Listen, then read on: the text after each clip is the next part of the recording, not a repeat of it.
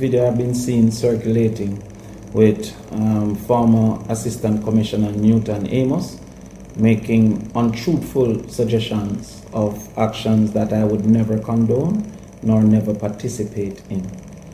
99% of what Mr. Amos said is untrue, and I personally called Mr. Amos on Monday of last week, informing him that this was not true. He acknowledged and he also admitted that he didn't see any of the things that you were saying, and suggested that it was as a result of information that he received and that he did not see any of the things that he was saying.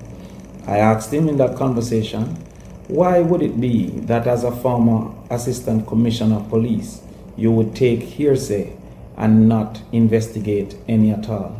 Why would you not have come to me, call me, and ask if any of that was true? Why would you, first of all, make a report and then make a video of things that was definitely not true?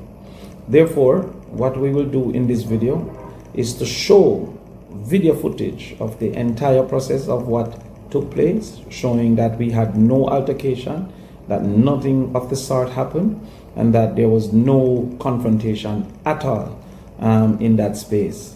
I can speak to certain matters of fact. First of all, that I came with no individual. I arrived from math classes on invitation to play dominoes. I arrived from math classes with my assistant only. The video will prove that to be true. That Mr. Garrix arrived by himself. The video will prove that to be true. That the JLP were having their fun while we played dominoes unbothered. The video will show that to be true. And that the actual proprietor of the bar was at the table playing dominoes with us. You will see from the video that we do not have on any political garment, and that none of what Mr. Amos has said is actually true. The JLP is depending on lies to win this election. So I was invited by the proprietors to play dominoes from Friday night at the bar. I indicated to them that I was preparing for the math classes that I have with the students, and that I would not be available until Saturday at 6. The agreement was made for Saturday at 6. I had no knowledge, no inclination, no information that Mr. Amos would be present at the bar. So here you see us arriving I'm in the Suzuki Vitara, and you can see us arriving at about 6:10, 6:05 in the broad of day. It's clear that this isn't after 7. So we're arriving in the broad of day. You will see me driving myself, reversing to park. You will see me highlight from the vehicle. I am in the gray shorts and the white shirt. So no political color, because I was actually coming from class. My assistant there has come out, and you see me walking across the road there. Now you will see where I actually now close the car. You will see where I close the car, you see the blinkers go off. Still no 2 men. I don't know where Mr. Amos got this Crawford arrived with 2 men from. My assistant is now feeling quite aggrieved that she was mistaken not only for a man but for 2 men. All right, so we're going to greet some individuals across the road, and here you see Mr. Garrix arriving by himself in his red shirt. There's Mr. Garrix there. He's closing his car. Nobody came with Mr. Garrix. So at this time, only 3 of us are present. Nobody came with me. That was a lie. No men came with me. That was a lie. And no male came with Mr. Garrix. That was also a lie.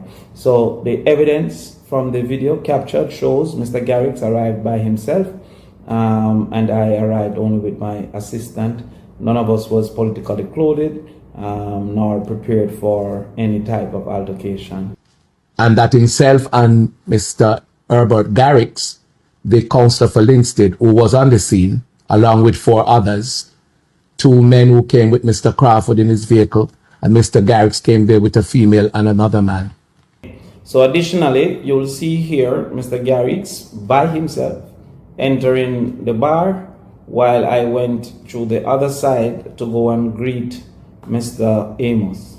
Mr. Amos and I had warm interactions.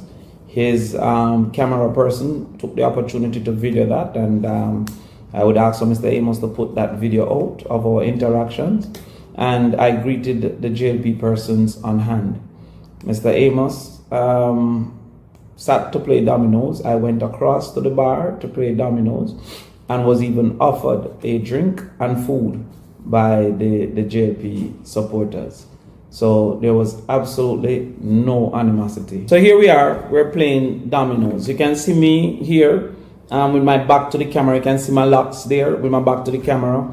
And across from me, shuffling, is Mr. Garrix in the corner, blocked by the grill and everything. So Mr. Garrix could not have given any indication to anyone that the music cannot be played. As you can see, we're very unbothered. You can see the JLP, they're dancing. This fellow is putting up the V sign, and they're dancing. We're still playing dominoes, we're unbothered. As was already proven, no male came with me, so no male that I came with could have turned off the sound. And Mr.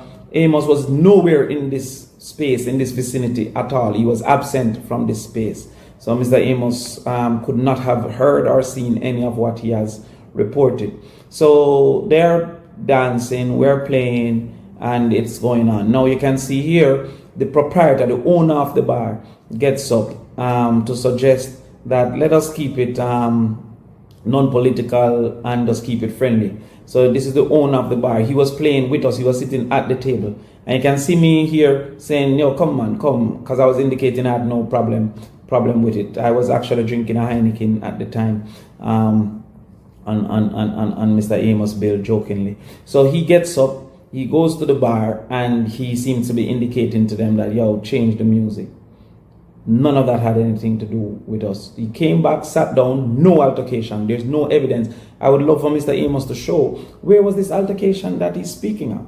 Where was this altercation that erupted with 100 men? And I mean, the truth is,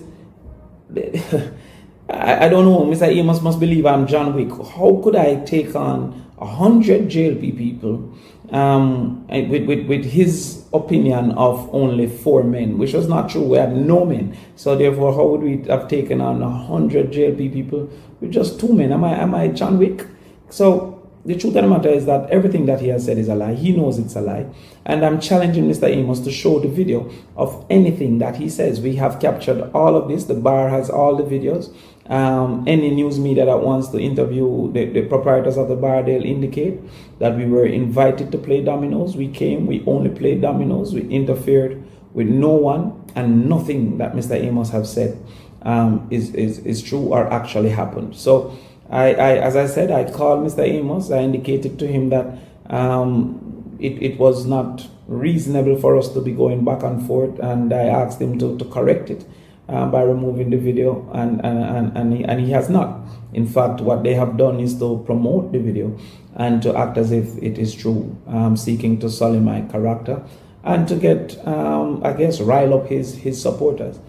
In my time in Northwest St. Catherine, nobody has been disrespectful to me. Nobody has been antagonistic to me. And I have not been antagonistic to anyone. It is not in my character to be so. And so we found it necessary to make the truth be known and to indicate that we have video evidence, and none of what Mr. Amos said is true. I challenge Mr. Amos to show his evidence or to apologize to the nation for having sought to create political disruption in lying so publicly. I really wonder to myself how many young men might be in prison at this time because of Mr. Amos' penchant for telling fibs and untruth. Because what he has done here cannot be the modus operandi of a senior superintendent or a senior police officer or a former assistant commissioner of police. I say you must please make this right.